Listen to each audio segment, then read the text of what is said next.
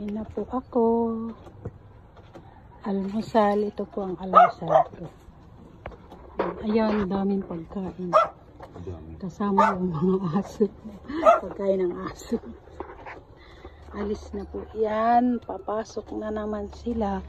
Maiiwan na naman ako. Pero yung mga bata po, andito pa. Mamaya alis na rin yung papasok sila.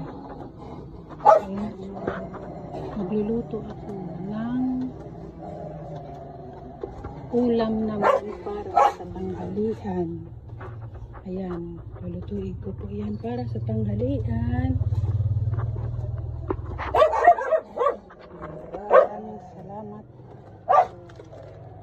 sa inyo. Ayan po yung almusal ko po.